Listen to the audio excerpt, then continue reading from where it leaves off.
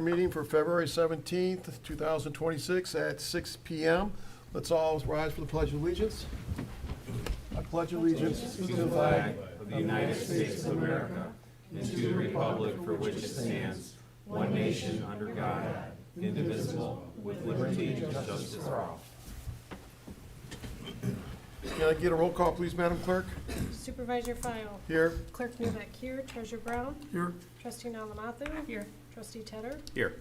And Trustee Hayward and Trustee Morocco are absent this evening. We have a quorum. Excellent.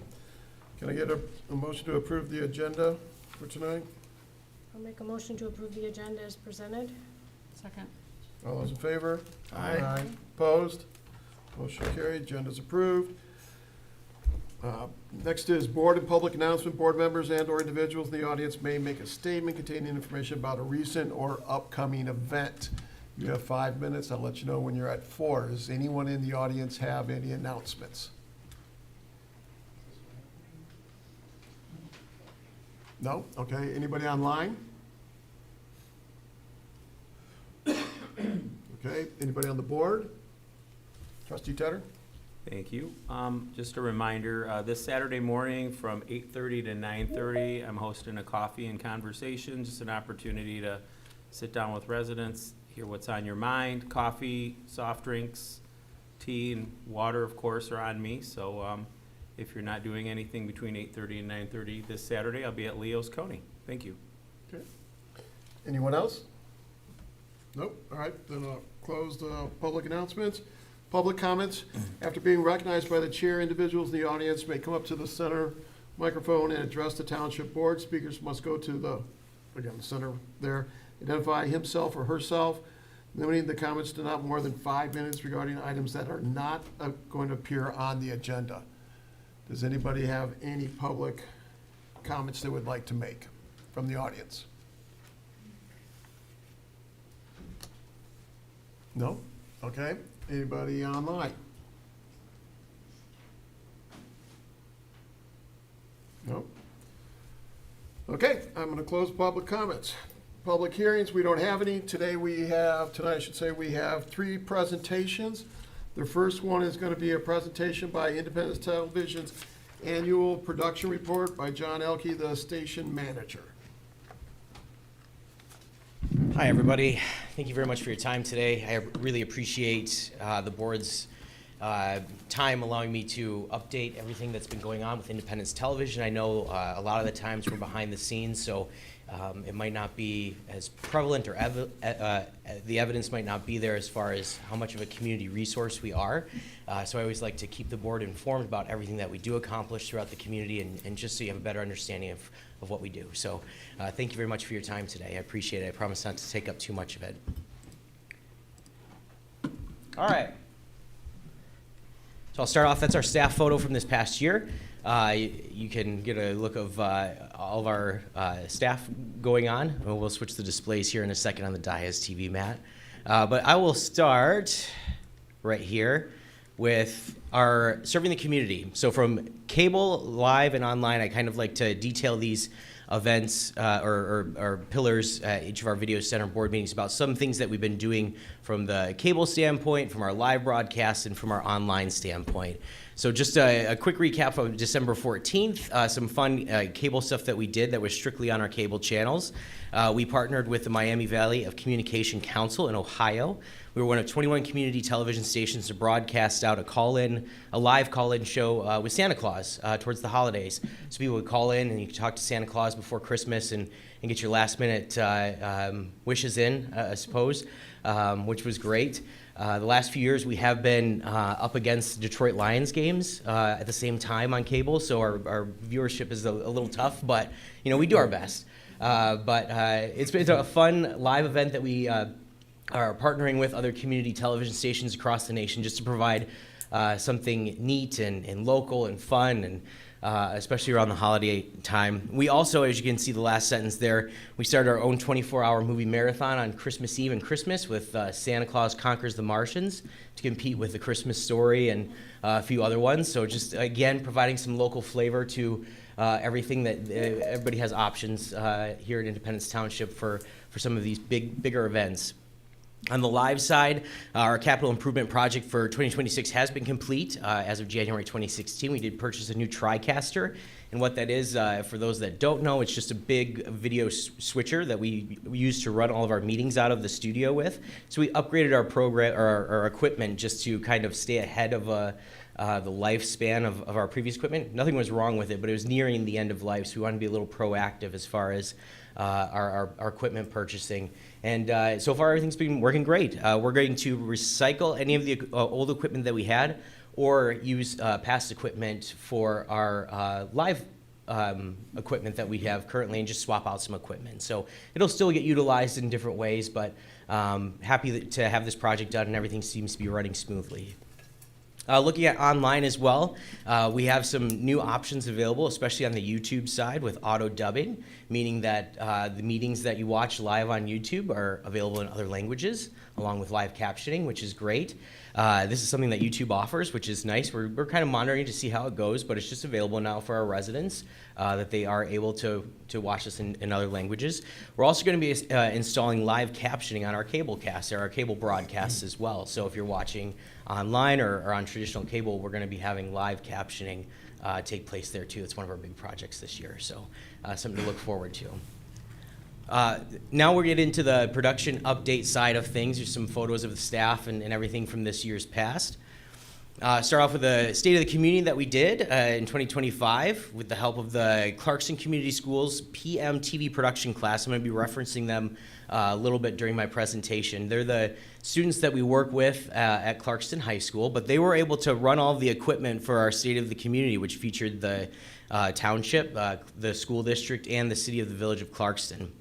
We were able to produce 3 videos that were played during this event that highlighted each organization as nice promo videos that are still being used to this day. So it was a nice environment for our students to learn on their feet about production, but also in a professional manner of how to conduct themselves on a job site. So happy that we were able to assist with this.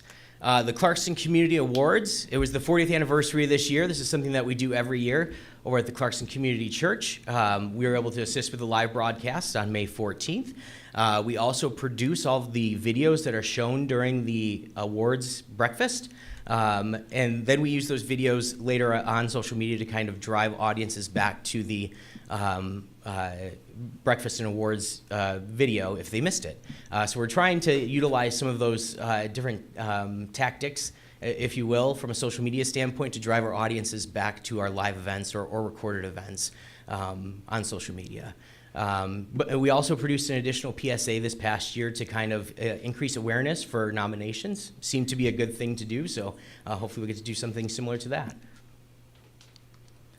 Graduation ceremonies. We produced live events for Clarkston High School and the Renaissance High School. As you can kind of see, the viewership down there at the bottom of the page is on track with what we have typically done with our graduations, which is good. It's probably going to stay steady for most years, as the audience doesn't really, I mean, it changes, but it's all about the same. It's just, parents and grandparents watching their kids, which is great. Our students and staff were able to do the productions for these at Pine Knob and Renaissance High, or junior high school, I believe, this past year. But the Pine Knob one's always fun for the kids to be there because it's, a bigger venue, and we get to kind of, again, show them a lot of what goes in behind the scenes for a production and from a large one for them. So happy that we were able to assist on this one once again. Another big production event that we do, it always surrounds Independence Fest, and especially this past year.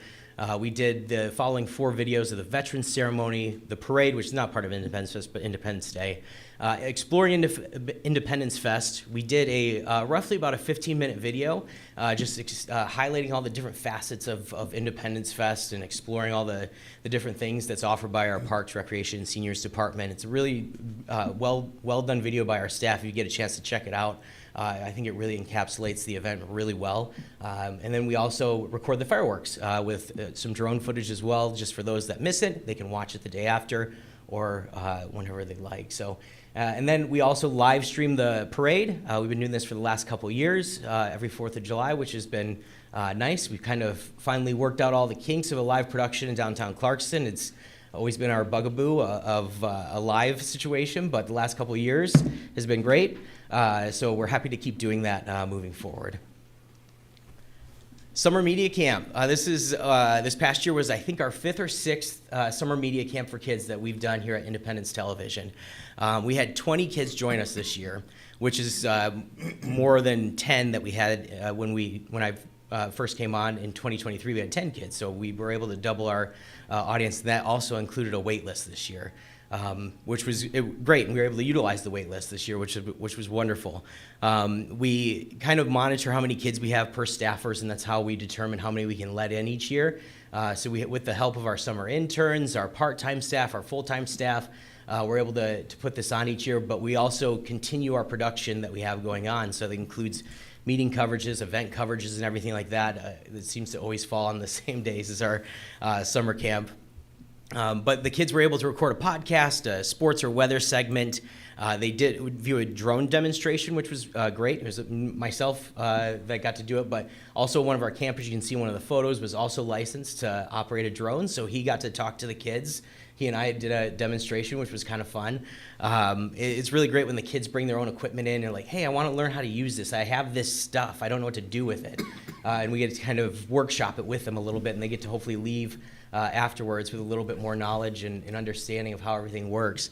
But from all of that stuff, we also did a new thing where we did a live broadcast segment from the football field. So we had our little news decks pulled out to the track, and the kids had a countdown of when they were going to get taken live from the studio. And sometimes it went really well and sometimes it didn't, but that's learning live TV at the same time as well. If they goofed up, they goofed up, but they had fun with it, which was great. So I think we'll try something similar to that. As you can see at the bottom paragraph, we had 9 campers who have attended a camp previously, so they are coming back, which is great. We also had 11 new campers come too, but some of those new campers were friends of the previous campers that have come. So word's been spreading out. We didn't really have to advertise this year for our camp, which was great. Through registration on our website and just word of mouth from previous campers, we filled up in a matter of weeks. We haven't opened up registration yet this year, but we plan to do so right around spring break, end of March. So I'm anticipating that we'll have probably similar numbers, if not better numbers, this year. It just keeps growing, which is great. So at this point, I'm going to show you a little recap video of summer camp so you just get a better understanding of what I just yammered on about.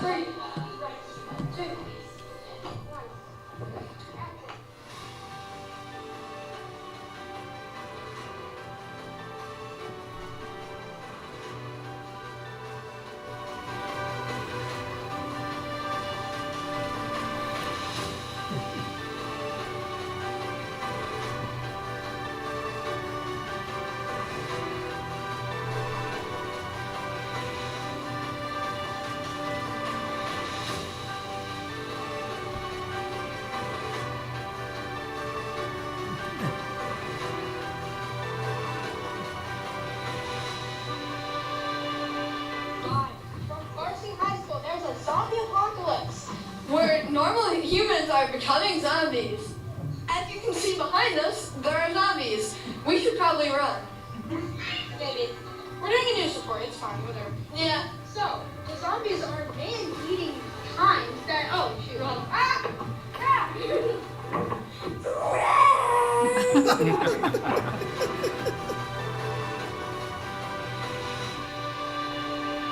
Hello. Today, we're here. It's a beautiful day.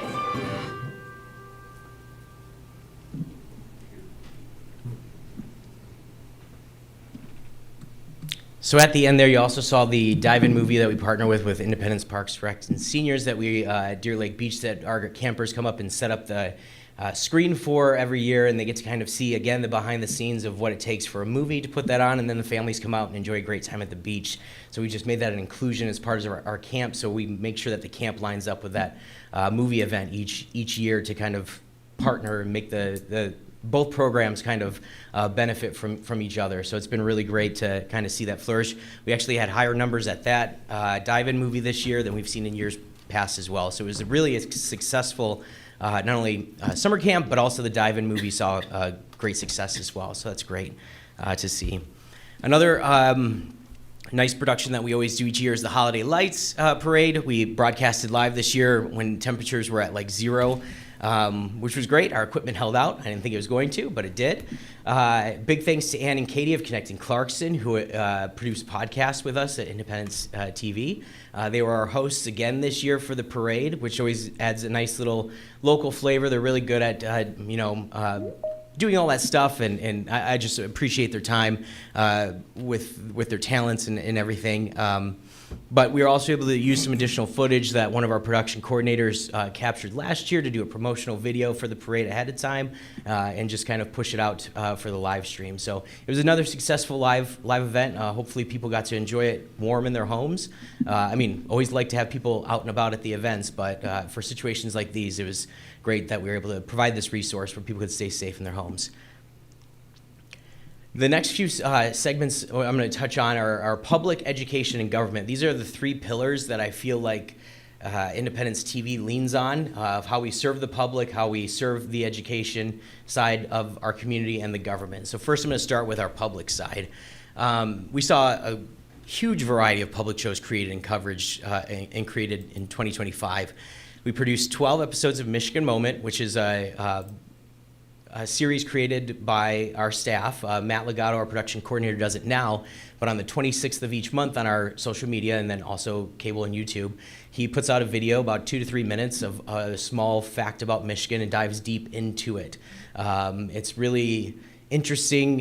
He always does a great job of crafting the visuals that go along with it. It's a very creative video, but also you get to learn about interesting historical facts about our area, but also Michigan as a whole. So this past video he did was about Michigan's first governor, which was kind of neat with a big election coming up this year. So just if you get a chance to check that series out, Independence Television's YouTube page, we've got a playlist created. You can go through and watch all of these different fun segments about Michigan and just learn a thing or two.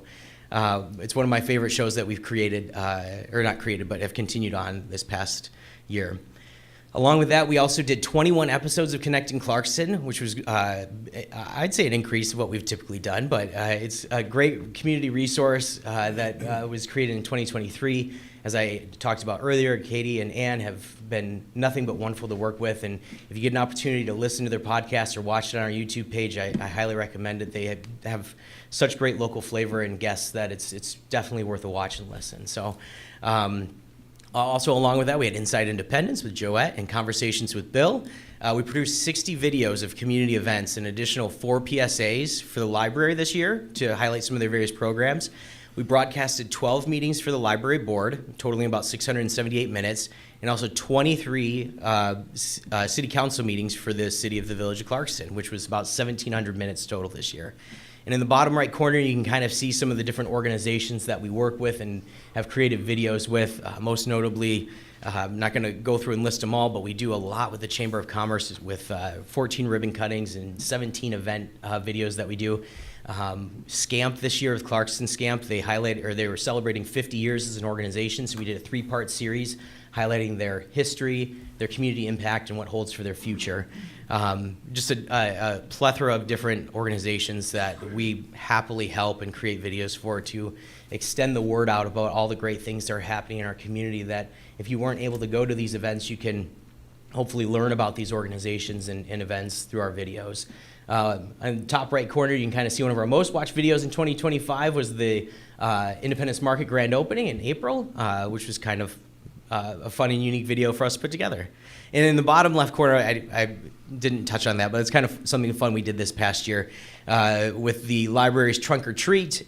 We took a drone photo of the trunk or treat, but then we created a Where's Waldo and just went out and picked out different costumes of the people in the picture and kind of put that out on social media afterwards as a fun promotion for the video and fun promotion for the event. It was something unique. We've covered this event for a number of years, but we thought we'd try something a little different and have a little fun with it. So, and the community seemed to respond to it quite well. So just fun, different ideas that we're trying this year for these events to create engagement and create awareness.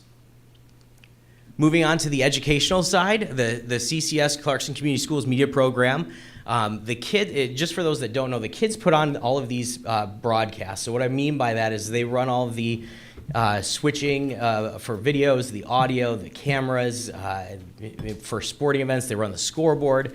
Any production that is done for these school-related things, the kids do with our help. We're there to monitor and assist and make sure if they have any questions, we can help them quickly to make sure the live event goes well. But they do it all, which is great. It's a good hands-on experience for these kids to learn how to operate all of this equipment and as I'm going to get into later, hopefully advance their careers in video production or media creation.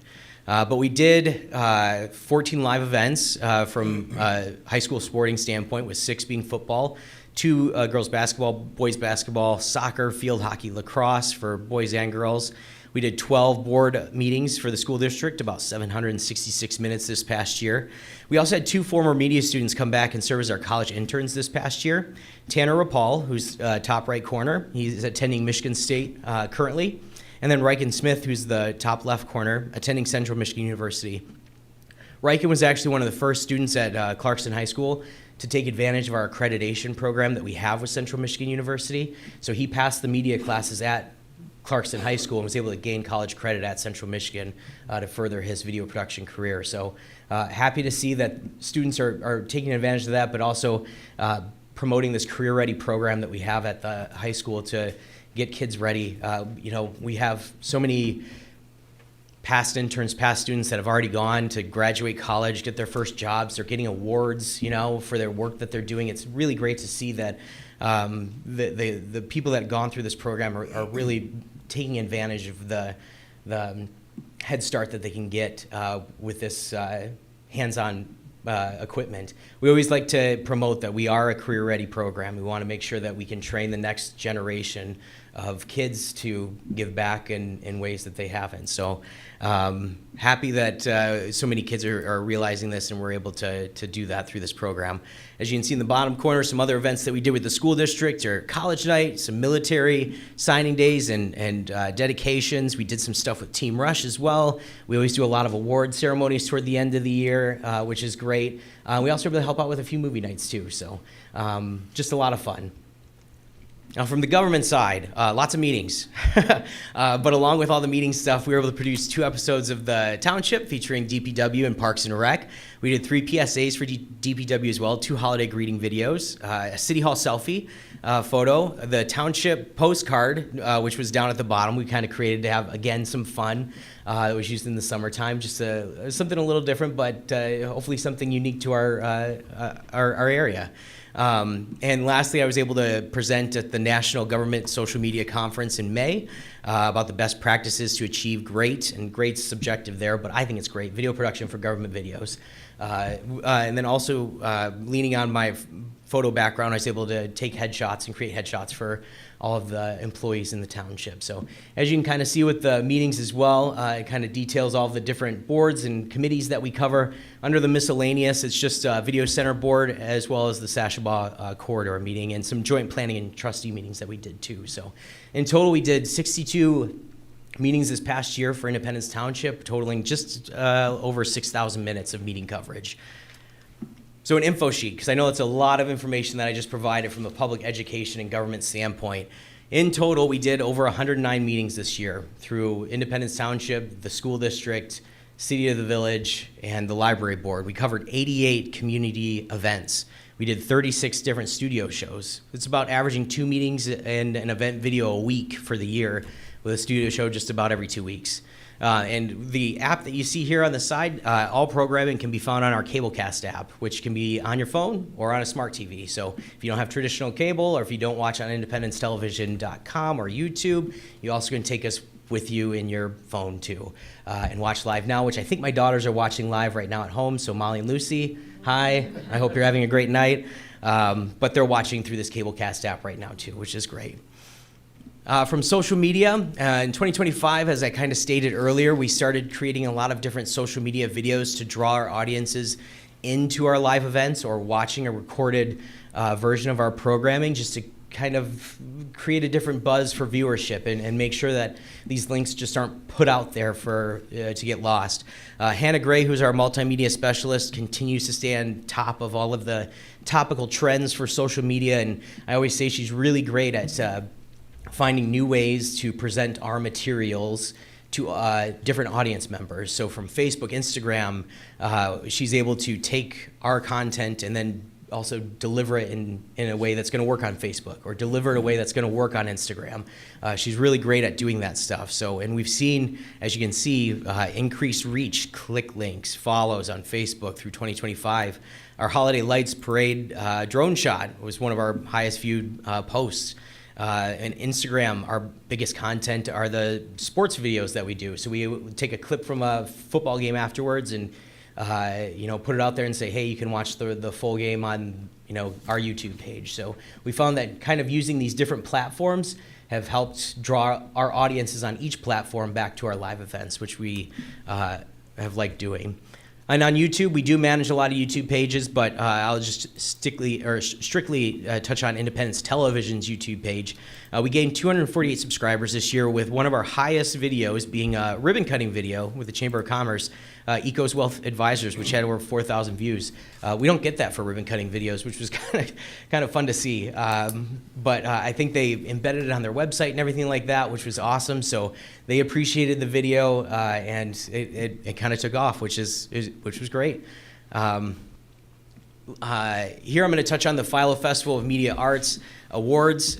This is a regional competition for community media stations in the nation from Ohio, Illinois, Kentucky, and Michigan. We submitted, I think, a little over 13 submissions this year, and we won 10 awards this past year. And as you can kind of see from these videos, it's not just a specific subject that we did really well in. We did really well across the board, from public education and government. We have a couple, high school videos there. We have 2 episodes of the township that did really well, some PSAs, a Springfield Township video, some community event videos as well, and a Michigan Moment one too.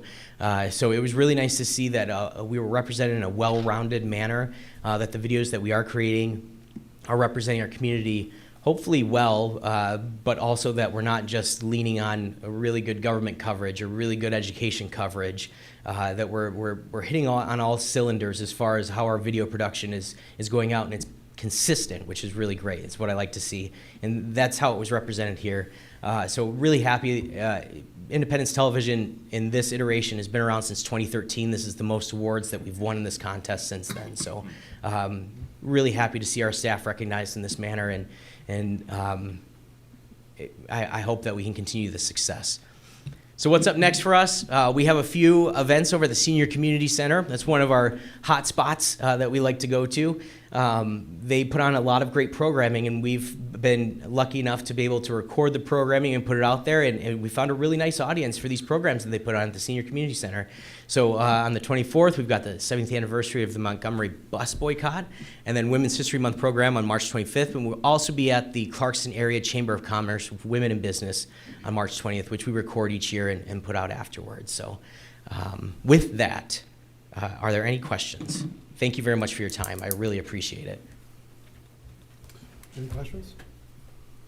Any comments? Great job. Yeah, great job. Yeah. Thanks.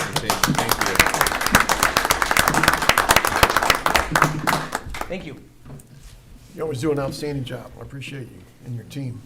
Thank you very much. I'll pass it along. I know my team, I get a lot of attention here, but I wouldn't be able to do half as much as I do without the outstanding efforts that we have from our team. So I really appreciate that recognition. Thank you. Great. Thank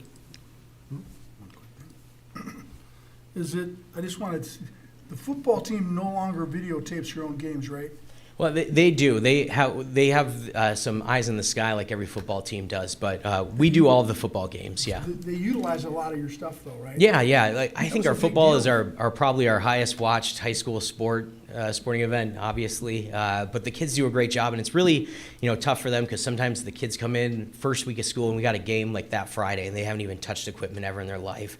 And it's like, okay, now go record this game that 2,000 people are going to be watching, and don't screw up.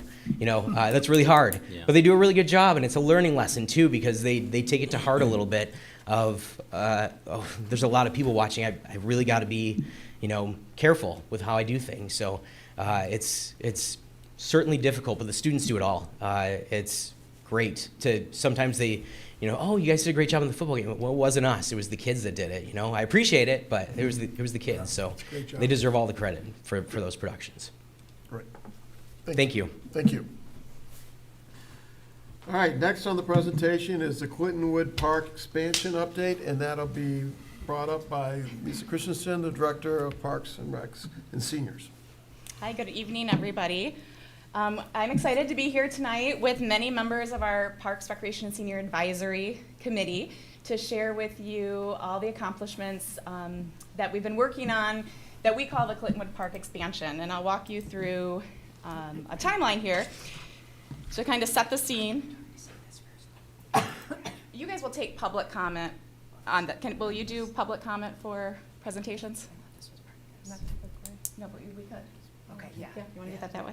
Okay, excuse us. Sorry about that. I'm going to have Heidi Warrington, our chair of the Parks, Recreation, and Senior Advisory Committee, first start with some comments.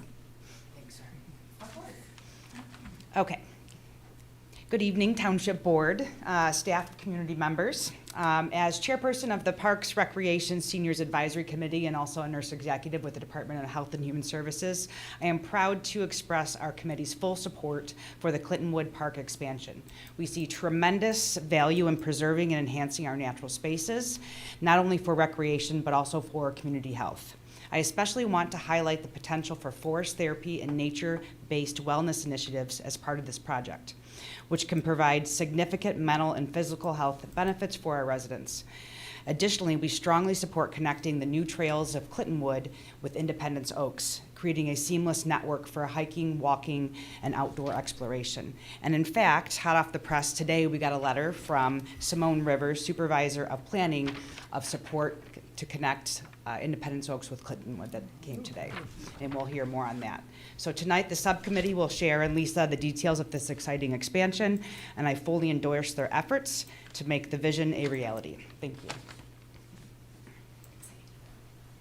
you. Thank you, Heidi. Sorry about that confusion. So now we have our timeline just to kind of walk you through what the last 2 years have looked like for us as we've worked on this project.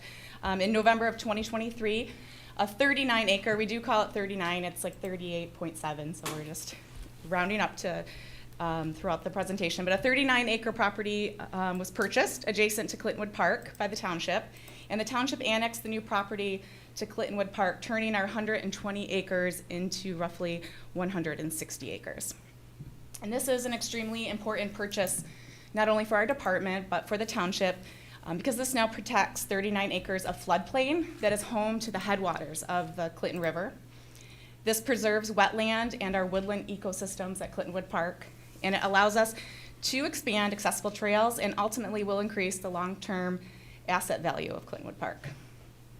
This fall of 2024, our department began working with Norwalk and Frous engineers to dive into the property, the landscape, the ecosystem, and really to find out what was possible for development. What were some of our options in moving forward? And at that time, we formed an ad hoc committee through our advisory committee to work together to develop the multi-phase project or park improvement plan that we'll walk you through tonight. So the work accomplished the last 2 years really is a true reflection of community input and technical review. We started with some public engagement sessions that were held. We did two. We did one January of 2025 and one in February. We collected input also via survey. Some social media links were captured for the people that could not attend in person. We had approximately 50 people join us at the January meeting and about 40 at the February meeting. So small groups, but the people who came gave a lot of great feedback in regards to what they like to see at the property. And so here were the public survey results, and this is cumulative from the people who came in person and provided feedback via the link or by other means of communication. And it became clear and obvious very quickly that the majority of the public that was providing the input did want to see the area remain natural. So as you can see, it was divided. We kind of summarized the results into three categories of what kind of special use features would you like to see most, and what rated high was wildlife observation areas, informational signage, and the overall conservation and preservation of the property. What kind of accessibility features would you like to see added? Walking paths, boardwalks, and those paths came up multiple times on either natural surfacing or even paved. We had some people speak in favor of some paved paths. And which design features would enhance accessibility and comfort for your use of the property.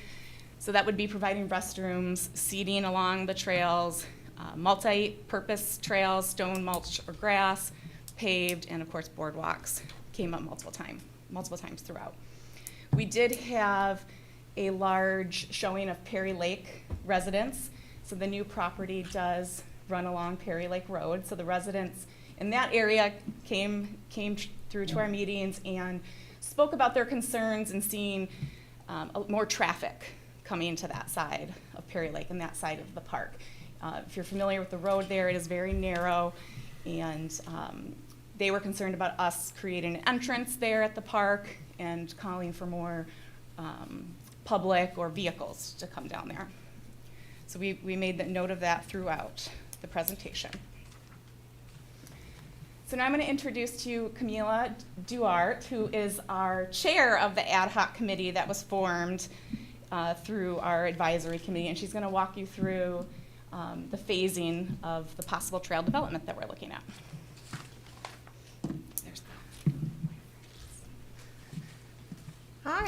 Hi everyone. Thank you so much for your time and your dedication. I don't get a chance to address you too often, so I just want to share my gratitude for the time that you spend every day contributing to our community.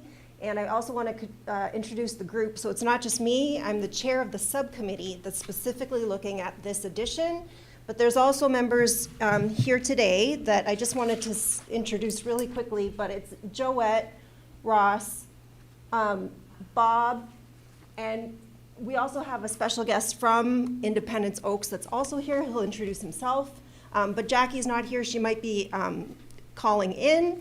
But the crew that we have is a really dedicated group of retirees, vets, recent additions to the community, but everyone very passionate about parks and supporting the staff, people that you've got some pretty quality Parks and Rec staff that really are dedicated to the community.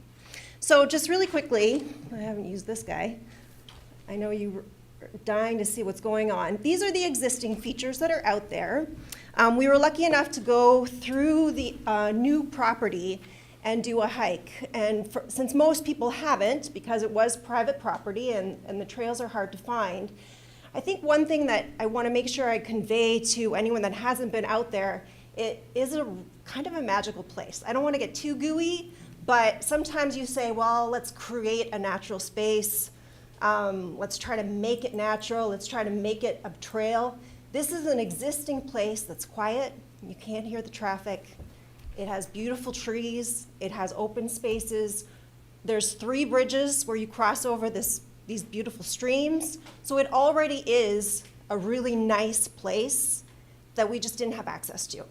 So a lot of residents just said, we would like to just improve it so that people feel comfortable walking through it. And so that's what you're going to see in this presentation really quickly, the plans. And these are all plans. I think most of you are familiar. You've spent enough time there watching games, playing sports, going to the senior center.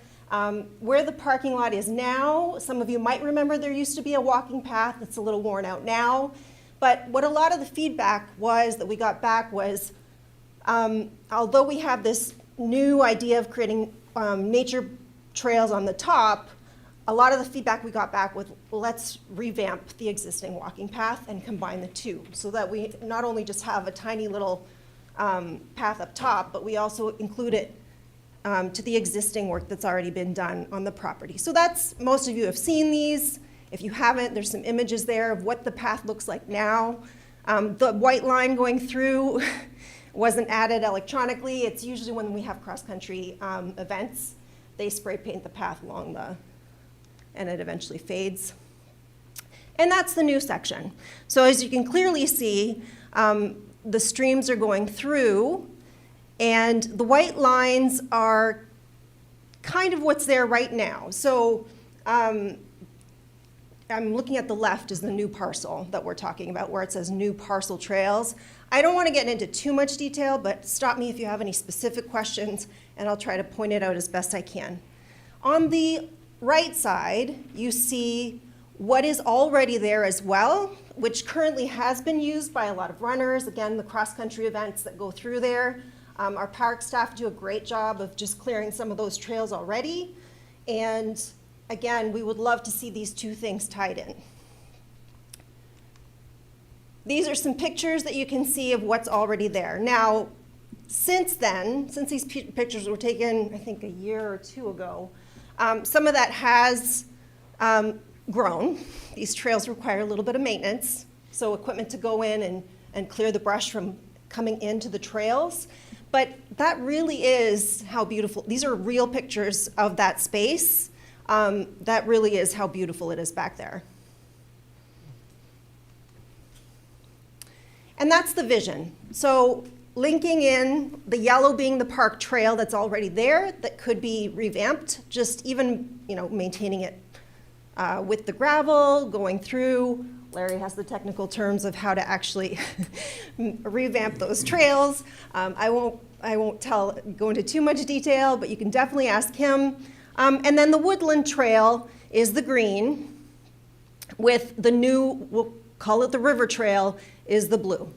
One thing that came up pretty quickly is a lot of people didn't even realize that some of those trails are back there, even though a lot of us have been going back there just to walk our dogs, to have a hike. I'd been going there for almost a decade, and I had no idea that even the forest trail was back there. So what we were trying to consider when creating this, and again, when we say we, the consultants gave us a lot of suggestions, but the advisory group had a lot of things to say about people that actually use this park today and how we want to see it. We didn't want to see a trailhead hidden in the back of the property. We really wanted to invite people to go out and make sure they knew that that was back there. So we invited them to put the trailhead in the middle. And I don't know if I can point this out, but if most of you know where the carriage house is, so the main parking lot in the center, where the green trail starts, there's a tiny little asterisk in green, and that's what we're calling the new trailhead. So that would have a map of all the trails and really introduce people and welcome them into saying, come explore these trails. Because if we had a tiny sign in the back, we don't know if people would really know that that was back there. So as much as keeping things natural sounds very inexpensive, the reality is there's bridges back there. There's two that are falling apart. There's the possibilities of boardwalks, because the majority of it is wetland. The southern half is very wet. So we thought that with the budget that we have allocated, that we would do things in phases. We can't do everything at once. Start off with the initial entrance into that space, and that's what we're calling phase one. So creating that trailhead, creating a bit of a walkway on an existing clearing that's going through, having some observation areas, and connecting it all the way to the other side of the property. So right now there's two bridges that are in fairly good condition, but again, all of that has to be assessed and analyzed and made sure that all of that's safe. So, there's a zoom in on the trailhead. I didn't have to go into too much detail on there. But there are existing paved walkways in some of these areas, and some would have to be updated. The possibilities are to create an outdoor classroom. There's a lot of wonderful summer camps at Clintonwood in the summer. This would be a wonderful place for kids to add on to that summer programming and create some natural appreciation of these wooded areas, even checking out the river, etc. And again, it would go over the two wooden bridges that are there now and connecting it to another observation area and possibly a pedestrian entrance and not a vehicle entrance on the northwest corner. So the phase two, we're suggesting possibly trying to encourage people to use the existing trails that are there. There'd be some resurfacing, potentially signage as well, to make sure that people realize that this is a fitness trail within the existing park system. A lot of the pathways are overgrown. Some of them would have to be restored, but a lot of people walk that space right now and are able to get around pretty easily. And then phase 3 would really be to create more enhancements within that wood. And that's where that third bridge, I don't know if you can see it, but in the bottom, kind of on the left-hand side, on the bottom corner of the property, that bridge is really in a wet area, and that would require possibly some boardwalks and some more expensive trail maintenance in that area. And that's a zoomed-in version of what we think that natural space might look like, based on the features that are there and how people are using it today already, and what we think would be a great place to encourage people to go back there and experience that space.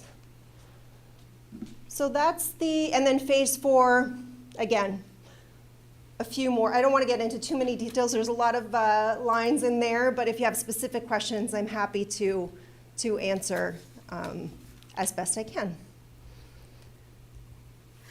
Some of the larger items, of course, are the boardwalks, any observation decks. I don't know if you see the culvert there. I know we've been talking about that for a few years already.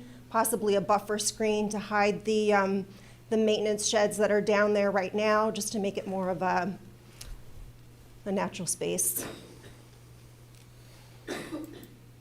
And that being the vision at the end of the day, that people would come to this park and have 3 wonderful spaces. Again, we do have Oakland County that we've connected with. They are very supportive of the projects that we've been working on, and they would really like to see a way to link in. They have a huge area that's not accessible at this moment that possibly could link in with our trails, which would be really nice as well. That's it for me. Any questions? You had 3 or 4 different phases. What's the timeline? So it's all going to be budget dependent.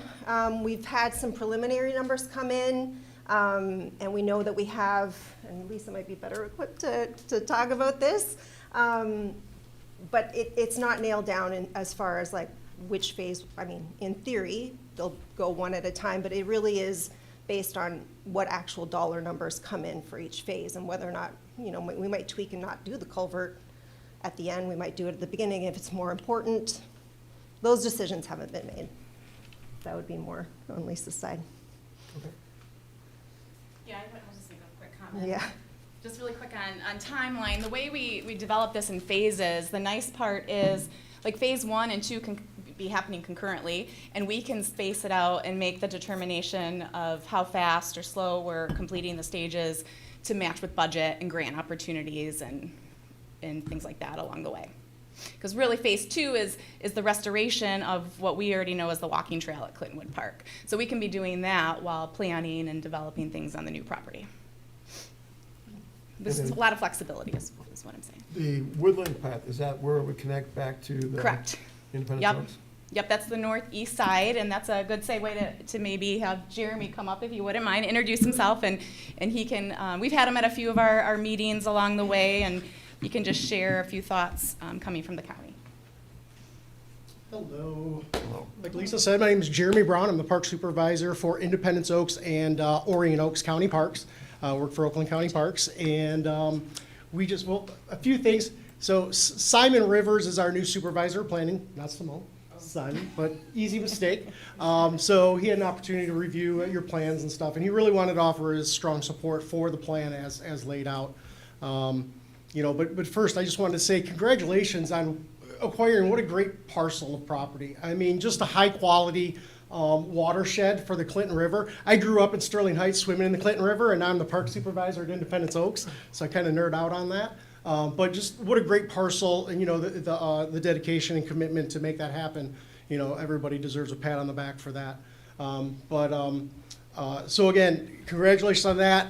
A great plan that you've laid forth, and we really strongly support that. Also, you know, we were approached, or you know, I had a phone call from Camila pertaining to connecting the parks. And, you know, I'm all for it. I think connectivity between parks is fantastic. You know, a lot of times people don't know what park system they're in. They just know it's a park. They don't know if it's Independence Township. They don't know if it's Oakland County Parks. So, you know, there's a lot of combined efforts between park systems.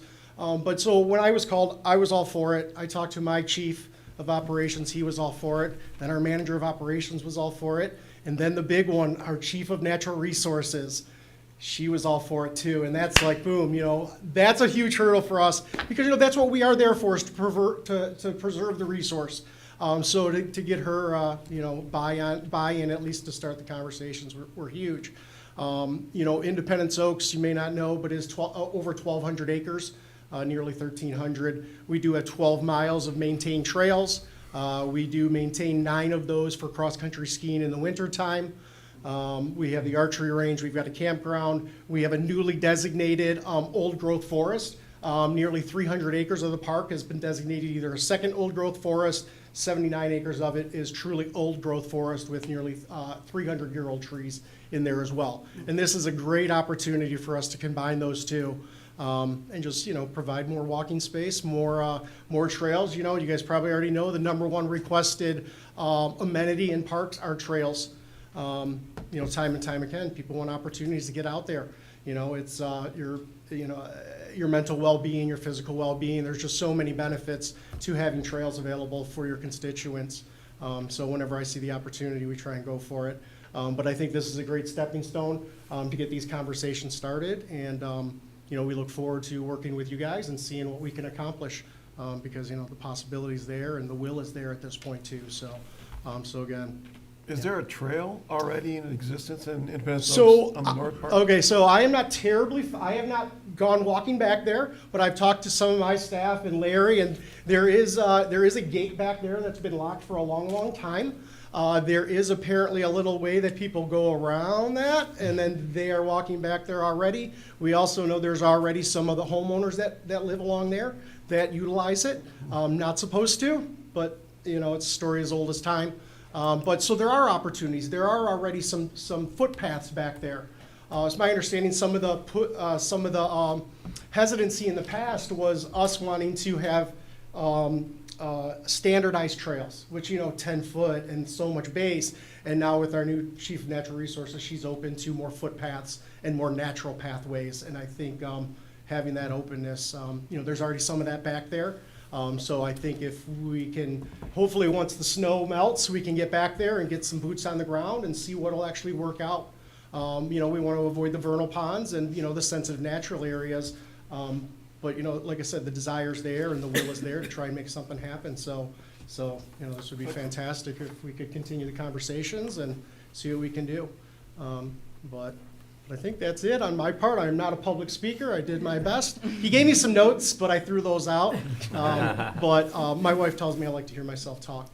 With that said, I'm going to leave you guys with something. So I made a career change into Parks and Rec in 2009 and 10, so we're going a long way back. I worked for an insurance restoration company, and I got paired with a gentleman who every day complained about government.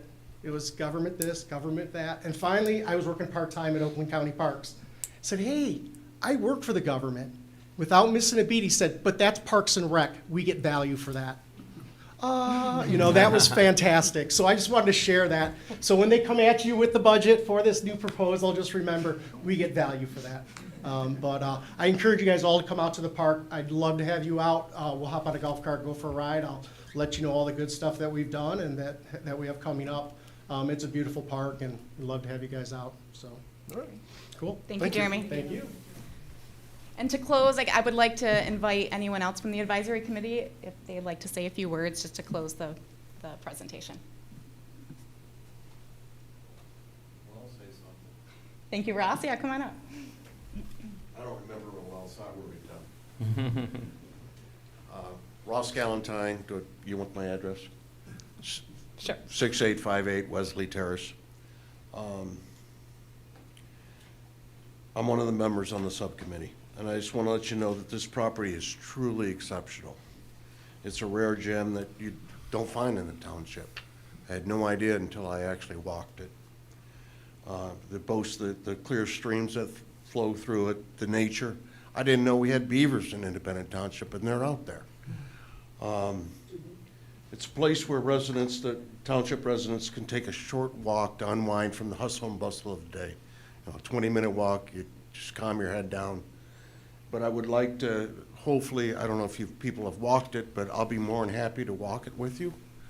Once you see it, you just fall in love with it. It's just an exceptional piece of property. I'm so happy the township bought it. The educational thing for the kids to learn about nature, I could see that for the camps. It's fantastic. Anyways, thank you. Thank you, Ross. And that's all we have. If there's any last questions. Oh, I'm so sorry, Joette.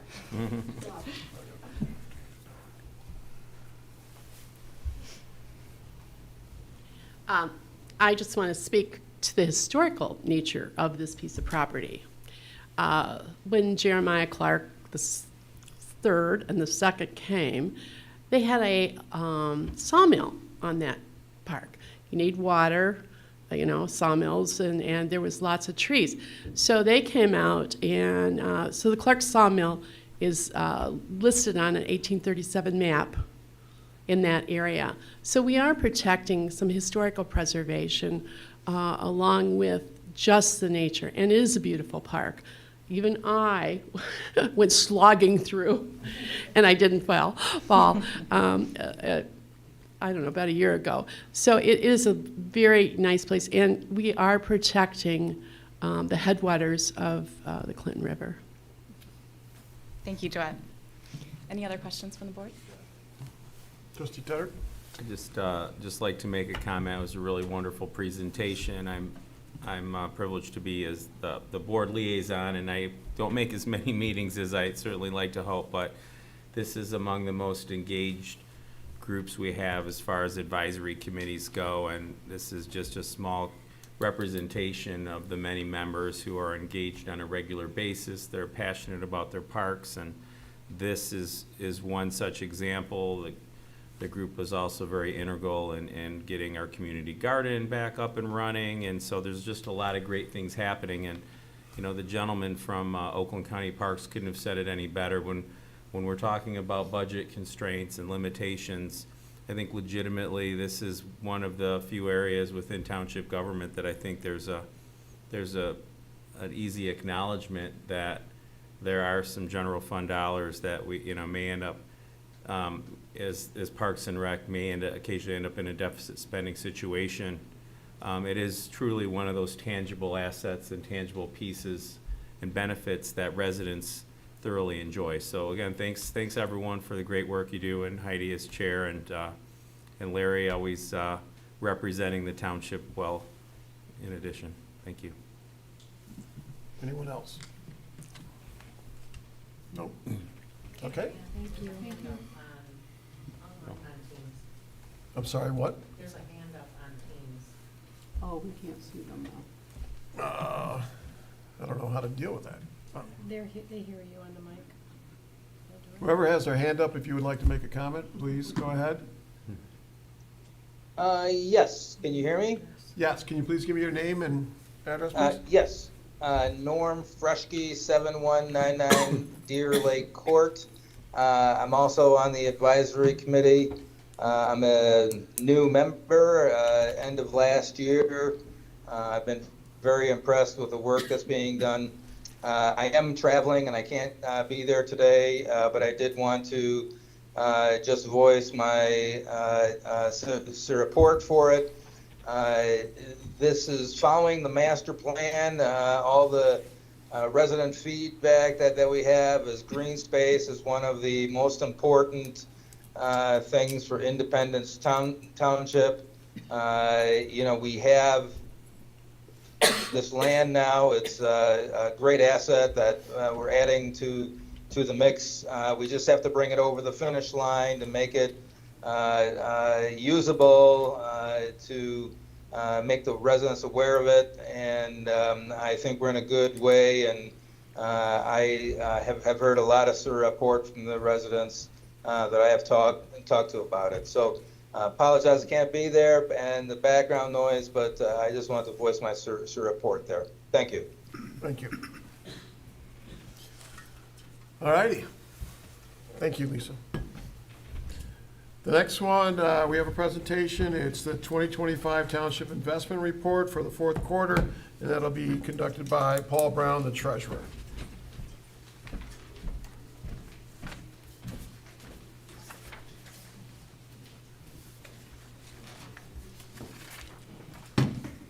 So this is not nearly as fun as going for a walk in the park, but a good portion of the investment interest we get goes to support those programs to the tune of $1.5 million a year, roughly, conservative. And hopefully with rates where they're at and sort of the stability in the rate market, we'll see that range, that $1.5 million range, I believe, for the next 3 to 4 years. So that's a good thing. I'll make this quick. One of the things I wanted to do is, and I did this once before about 1.5 years ago, sometimes when you bring forward a report like this, it has millions of dollars in it. People, and I heard from people who said, what's all this, what are we going to use all this money for? Right? So I think it's important to give some context to that. And what I did 1.5 years ago, I've sort of expanded on with some input from the supervisor. So I'll just pop that open first, take a look at it. So when I pull up the investment report, it's going to have a total of $72 million on it as of December 31st. So what's included in the investment report? It's all the investments that I have made, all the cash we have on hand, every bank account, every little sale, any of that money, I count all of it as under my control. The true investment portion of it is significantly less than that. And for example, if you look on here, down at the bottom of this little list here, there's $13,500,000. That's how much money sat in the tax account on December 31st. And so before that can be dispersed where it goes to the different taxing authorities, we have to do a reconciliation on that. It happens maybe a week or so after the end of the year. We get over $10 million of that money on December 30th when the mortgage companies make a giant lump sum payment. So it's pretty normal in December to have a pretty large amount in the tax account. So on this document, you'll see that we're trying to explain what funds are restricted and what funds are unrestricted. And so you're going to see a lot of red on here. And I have listed through this each fund. So you've got the enterprise funds, water and sewer, for example. Each of them have about $8 million of our total cash and investment amounts that we have. And as you go down through it, the general fund, the police and fire fund have significant amounts. The general fund is $16 million. You'll see it's green. That means the general fund's discretionary. So what that means as a board member is we don't have a lot of options when it comes to all the other dedicated funds. Police has to be spent on police. Fire must be spent on fire. You have some discretion on how you spend it within the category, but it's not like we can take these red ones and use them somewhere else. It's not allowed. And that's why I think it's important to take a look at this for the residents. The $16 million, we'll look down at the bottom and see that and break that up. The rest of it is, even our cemeteries, perpetual cemeteries have monies, $700,000 for Lakeview, $63,000 for Sashabaw. Again, that money is dedicated for the perpetual maintenance of those, although it's not likely it's perpetual right now. It's something we certainly need to work on.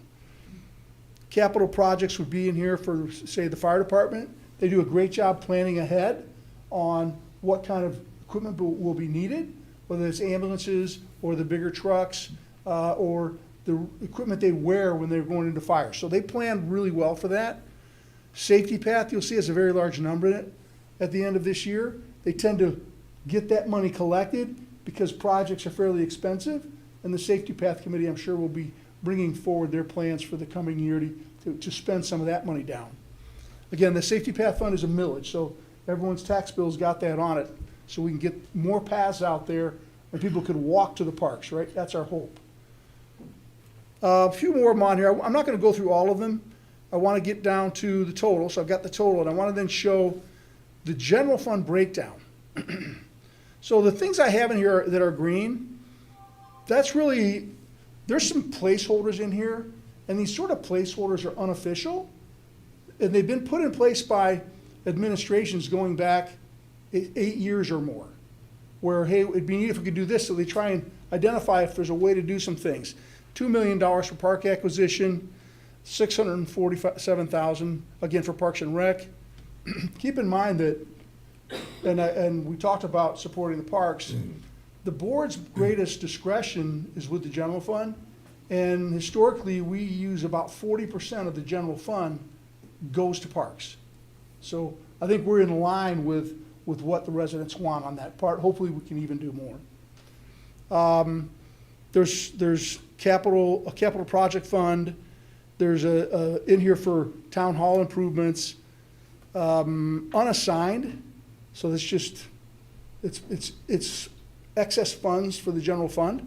And again, we don't want to get down too low, so we want to maintain a fund level that ensures if there's some hiccup somewhere, we don't get in trouble.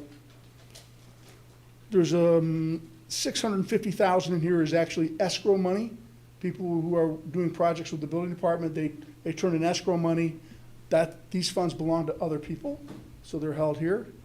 The subsequent budget, and then if you just look at accounts payable and liabilities for each of the funds, I mean, at December 31st, that added up to $5.2 million. So again, we're running the township every single month, and the bills the board approves.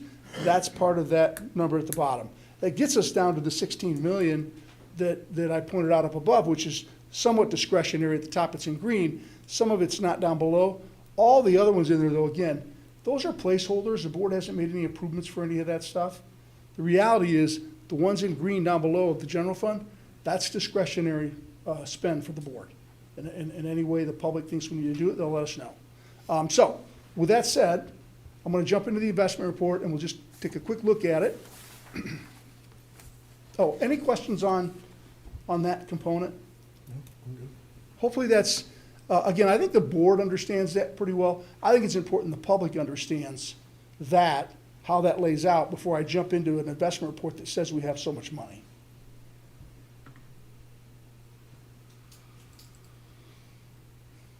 All right, so for the fourth quarter, a couple of things happened. There were rate cuts in October and December of 25 basis points each. The Federal Reserve has indicated an expectation of just one additional rate cut in 2026. That's going to result, as I mentioned earlier, in stability in the rates. And for us as a township, I can only invest in really safe things. And most of the money I've got invested here, the lion's share is in treasuries and other government-backed securities. So if the Federal Reserve has rates that are steady, that means that $1.5 million in interest we're earning every year, which, by the way, is spread out proportionately based on the fund balance of each of these funds. Fire and police get the bigger piece because they have the most money in it. But that's prorated out and done by the finance department through the clerk's office, who gets which piece of that interest income. But it's important because 3 years ago, it was a negative number because of drops in the values of some of the investments. So we're really in a good spot right now. And as we look how we're going to utilize that, we also have to think forward to when that might not be there when rates drop a little bit. So it's not always easy to make plans that way. Our average rate of returns increased to 3.93% in the fourth quarter. That puts us above the benchmark yield, I think, the first time I can remember going back probably 6 or 7 years that we're above the benchmark yield. Our returns will improve further during 2026. I still have some really low rate investments that averaged about 0.66% that were bought back in 2021. And as soon as those are going to mature in the next 4 to 6 months, and now we'll be jumping up to about 3.5% return on those amounts.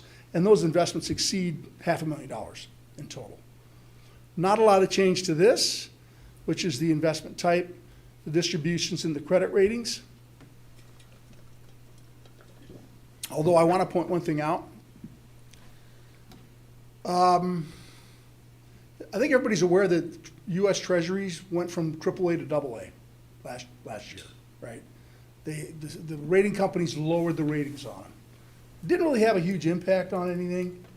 But what I figured out is the money I've got invested in the money mutual money funds where I've got some liquidity, those funds are actually full of treasuries, and they are AAA rated. And that's why you'll see, if you compare this to the last one, I've jumped up here to 43% of the money is in AAA rated investments. But it's weird because they own some of the same stuff we own in treasuries, but I own the treasury, and the treasury we own is only AA, but because it's held by this investment package, it's AAA. In either event, we're safe with all of those. We'll jump here to the portfolio characteristics that I show. There's the 72 million I talk about. Again, that includes not just investments, but every dollar that is in the bank accounts on December 31st. The average weighted maturity here is 0.62 of a year. The average weighted yield. The benchmark yields, these are dictated by statute with the state of Michigan. And again, it's a requirement that this report is presented to the board quarterly. So I break this down here. We can see here we had gains, losses sometime back, and those losses were really driven by holding millions of dollars in low interest rate treasuries that would eventually mature and gain all the money back if we didn't sell them, which we didn't. And that's why we're now up with large gains, 190,000 almost. The last component of this will be, and this part is not really required. A couple of things aren't required. That breakdown I did of fund balance not required. Really, that two-pager that showed the pie charts, that's the two-page deal that's required. I think it's more important for the board to always be able to see the exact holdings that we have. And so every single investment that's been bought and that we still hold shows up in this report. And let me close that, make it a little bit bigger for you. And so you're looking at stuff that's liquid. Here are a couple of them I'll just mention. BlackRock Liquidity Trust and the BlackRock Liquidity Treasury Trust. There's two different ones. One of them is held in an investment account. There's $18 million in it. I could get it out tomorrow. It's earning 3.78%, which is just crazy for one day. That's going to start spreading out a little bit more into, laddering it out once we determine, once the board determines kind of what things look like as far as projects we may do this year. Let's see. So I jumped down here. So a couple here. You see, there's a 0.5%. That actually matures next week. So 10 days. I've got a couple million that'll be maturing in March here. Those are actually good rates on those. 0.71% down here. So, yeah, that's it. The 72 million to get everything tying out. Any questions on any of that or the investment report itself? Anybody on the board? So one other thing I want to do is just give it. I have a question. Mm-hmm. Over there, if you go back to that very first breakdown. Yeah. So that $13,540,000, that's not ours. It's just the money we collected and it gets distributed out to. So some of it is. County. I would say 3%? No. More of it's ours because it's the winter tax bill. So I would say 50% is police and fire. Because that's our biggest number, police and fire. And then about another 15% would be safety path, general fund, a couple of other things like that. The county and the library and a couple others make up, another 25%, something like that. Yes. But the general fund, it's down in the low. The general fund, yeah, of that money is maybe $1 million. Okay. Like it's close to probably around 10% or something like that. Okay. Of that number, so. Okay. Good? Thank you. All right, so I just wanted to say one more thing. We have the Investment Advisory Committee, and it's residents who have some background in investing, and I meet with them quarterly and we go over these numbers. I just want to sort of take my hat off to Paul Haleska, who was a member of the committee and is not anymore. He was moving on to some other things and did not continue. But Paul came up with he always had a lot of big ideas about looking at more than just this. And some of his ideas I kind of knew I couldn't do, but something he brought up was looking at our pension liability for the fire pension. And then I think everybody knows it's about $6 million pension liability. And one of the things he looked at in understanding that we budget about $1 million towards paying that down every year, divided by 12 and paid in every month. The board did that for this 2026 budget. One of the things he said at those meetings was, why aren't we just paying all that in the first day of the year? Because you, Mr. Treasurer, are earning 3.5%. MERS earns 7 on average, which means we're not going to double our money, but you're going to make an extra 40 or 50 grand if you just pay in what you already budgeted right up early on the front. And let MERS have it, because they will always out-earn what I can do, because they're not constrained by Public Act 20. And so I talked with the clerk and the supervisor. The board already budgeted that money. We actually got MERS, talked to MERS, and they said absolutely, and we've paid that in, or it's being paid in maybe on the next check run. So again, I really appreciated Paul's passion for looking at this stuff. He's going to be missed not being on it, and I wanted to give him a thank you for having that position to always try to look for better ways to do things. Thank you. All right, next on the agenda. Yeah, I'm going to shut this down. Yeah, please, go with the mic. Mark Newsom, 9410 Ortonville Road. I was kind of curious what was going on with the excessive road tax that we were charged 5 or 6 years ago. Where's that in the budget, and how much is it currently? And what are we going to do with it, and when? So I don't know if we're supposed to answer these things. I mean, it was a question for him while he was at the podium, but...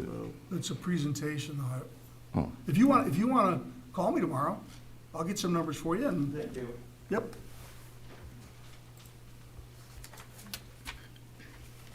Any other comments, questions?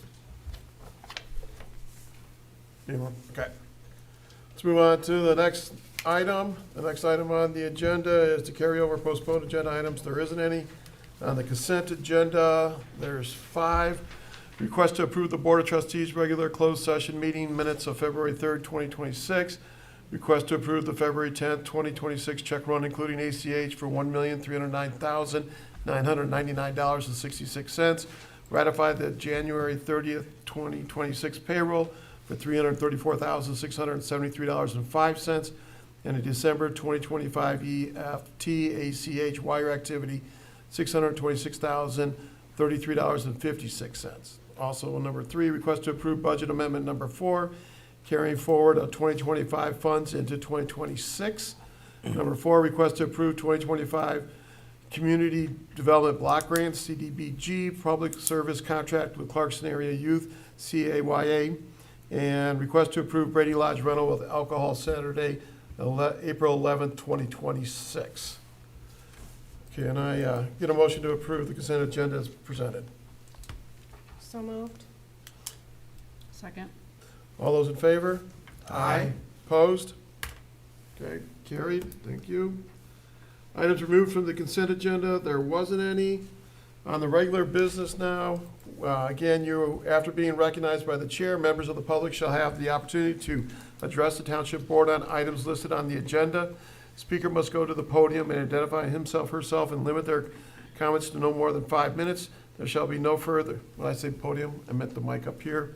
There shall be no further comments received from the public once the item has been brought back to the board for discussion and a vote.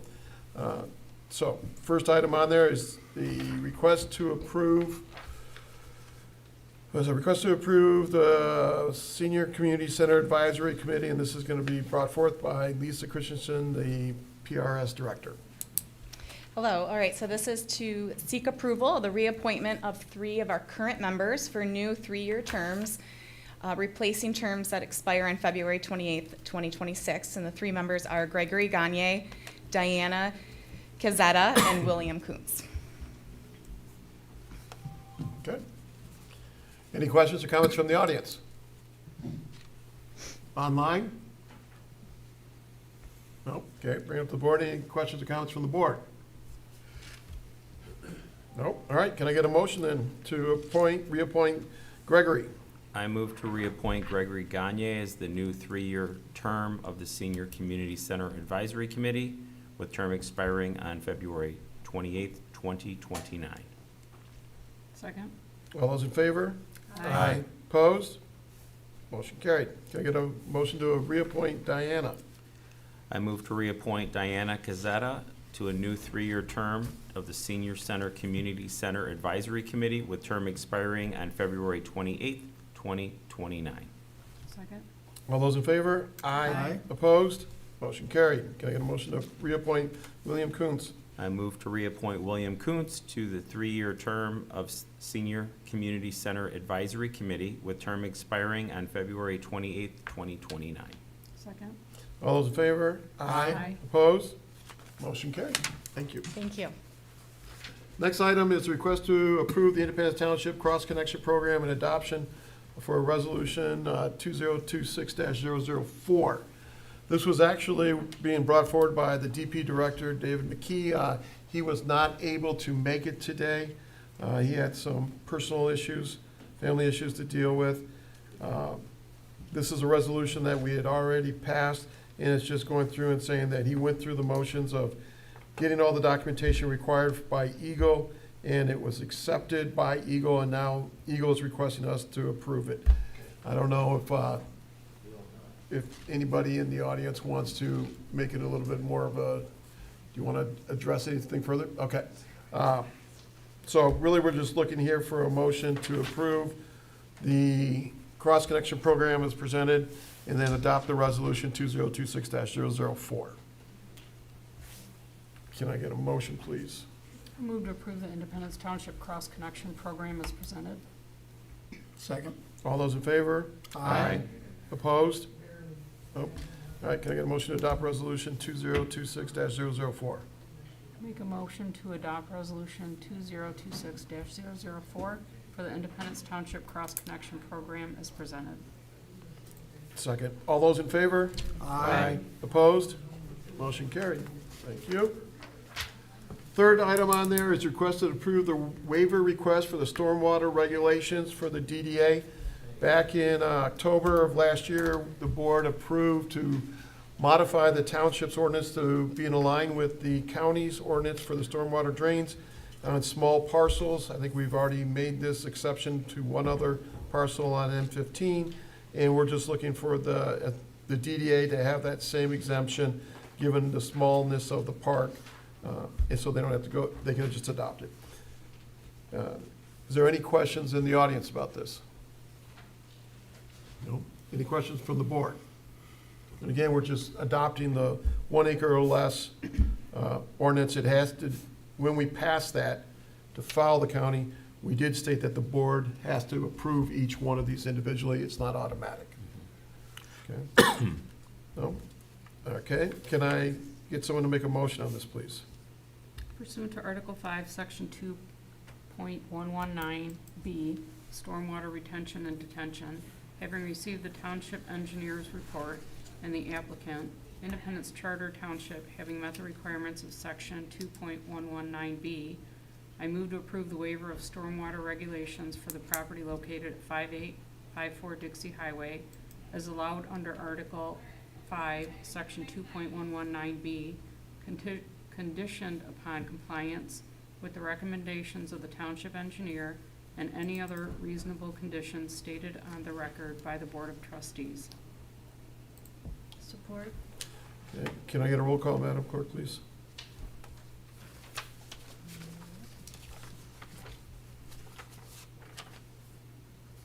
Clerk Newbeck, yes. Treasurer Brown? Yes.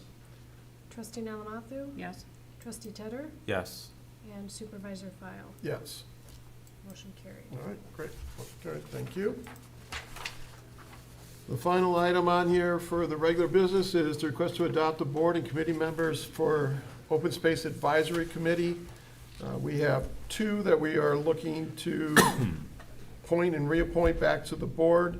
The first one is for Tom Pytel to a one-year term expiring on December 31st of 2026. And the second one is to make an appointment to Brian Osby? Brian P., to a two-year term expiring on December 31st, 27. Can I get a motion, please? I move to reappoint Tom Pytel to a one-year term expiring on December 31st, 2027. Second. All those in favor? Aye. Opposed? Tom is approved. Can I get a motion to appoint Brian? I move to appoint Brian I'm Pos. sorry, is motion A written right? It was not Okay. written on there correctly. It's supposed to be I'm for sorry. 1 year. Yep. Okay, thank you. Yes. We're good? Yeah, 1 year. Yep. I move to appoint Brian Posby to a two-year term expiring on December 31st, 2027. Second. All those in favor? Aye. Motion carried. Excellent, thank you. We do not have a closed session. Communication, future agenda items, reports. We have the building report for January 26th, Oakland County Sheriff's Office, January 26th, Zoning Board of Appeals for November 5th, 26th, Planning Commission for December 11th, 26th. And any board member comments? Trustee Tedder? Thank you. I just wanted to kind of, for the benefit of the residents, for the benefit of the board, to clear the air from last meeting. As everyone knows who either participated or dialed in, we had a nearly 5-hour meeting, very spirited on top of that, right, as we can all acknowledge. And so I'm not going to speak for anyone but myself, but I was one of 3 dissenting members when requested to go into closed session. Supervisor Fowler and I had a brief conversation afterward, kind of asking my reasons. I was happy to share, and I think for the benefit of the public to understand, and as I see it anyway, the importance of a supermajority to go into closed session, and the reason behind my dissension. First and foremost, as I mentioned, we had a very long, drawn-out meeting that was again, very, very contentious in some parts. All that being said, I didn't find it appropriate to go into closed session for, would have probably been at least an hour and a half of 2 hours of content that I wasn't aware of. Again, has remained a frustration that I feel like, you know, I heard at the last meeting, there's $20 million in projects floating out there. I don't know what those are, but the other piece to the closed session that I think for the better part of a year, we haven't had any supporting documentation in the board only section for the benefit of the board, and so that there's context into going into closed session. There is a board only section which we rely on to gather and at least have a semblance of understanding as the reasons for going into closed session. Those were not made evident, in the absence of any communications leading up to the meeting, and then also the absence of any documentation in the board-only section. So for those reasons, I found it most appropriate to vote against going into closed session. And I'm not, I'm going to give my own opinion as to why I think that requires a supermajority, because in the wrong circumstances, going into closed session and really doesn't require much. You come out of closed session, it only requires a simple majority to basically, run through whatever it is that any given individual would want, leader would want to push forward. And so I think context does matter. I think having the background and the knowledge going into closed session for me is very important and frankly, frankly essential. Because there are really, as I've done my understanding, statutorily really three pieces that require a closed session.